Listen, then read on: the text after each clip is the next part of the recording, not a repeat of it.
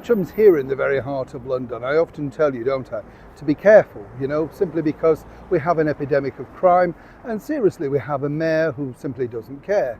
He's more concerned about getting pictured, of course, with gay pride the previous weekend and discussing on camera whether he thinks Madonna or Cher is the bigger gay icon. On top of that, apparently, we should be grateful for the fact that he's given us cleaner air.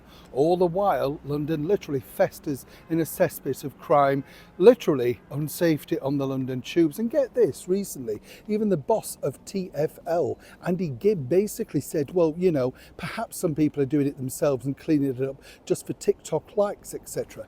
That's the level of people we now have running our capital city. But things just recently got worse, as ever. Let me explain. Morning, chums. Lovely to see you today in the very heart of a safe corner here in London. Let me tell you, I know you all care and I care about you. That's why I tell you these stories if you are coming to our once wonderful capital city. You have to be careful and on your guard. Recently over here, one of the leading daily newspapers actually sort of highlighted areas where were hotspots for literally crime, where you could get your phone stolen, your watch, your handbag. And when you think about it, it isn't at all the usual places, You'd imagine, wouldn't you, all the big tourist spots like, the London Eye. But no, there's far more places than that. And you really do have to be on your guard. Sadly, this particular gentleman, well, he didn't live through it. He was outside what used to be the Sheraton Park Tower Hotel, which is now simply called the Park Tower Casino, and sadly he was mugged and stabbed to death in broad daylight for his Rolex watch. Now, there's been lots and lots of warnings about this and all that sort of stuff, and I understand, but the Rolex watch is certainly not worth your life, and we don't know the full details at the time of recording this. But what's frightening about it is the fact that literally on that particular period, and now we have, crime surging at an all-time high. The current mayor of London decides to post this. Oh yes, he apparently has now stepped in to save the Notting Hill Carnival. Now, I told you a couple of months back about how the British Metropolitan Police are not very keen on manning the Notting Hill Carnival, with many officers basically going ill, sick, unavailable for work because they are frightened for their own safety too.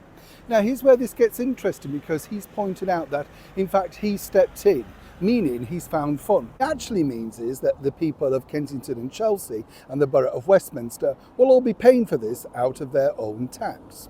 And again, it's the way it's phraseology that the Mayor of London has done this. He posted this literally on the afternoon of that horrific crime over in Knightsbridge, where the poor man lost his life. Now, what's interesting here, as I said, is you have a mayor, literally, and this is the problem with every single person that's currently now in charge, from the head of the government down, currently the British Prime Minister, Sir Keir Starmer. What you have are people basically telling you, well, this is not really happening, but the facts are glaringly obvious. As I often say here on the show, it's all about individuals, and you have to know exactly where and when and what you should do when you go out. I see it time and time again now on the tube. And what I would say to many people, particularly young people, is they're lost in a world on their own with their phones, walking around, tapping away, and they have no idea how quickly that phone can be snatched out of their hand, whether they be on the tube, in a store, or literally on the tube station. These things are now escalating. What we have, literally, is the Mayor of London, who recently said he didn't understand the question, which I showed you the other day, about the councillor from the Conservative City Hall side, whether we had, of course, the Pakistani grooming gangs here in London. Apparently he didn't understand that question. Should he then still be in charge if he can't understand simple English questions, all the while ignoring the fact that under his leadership, London is now becoming a terrifying city?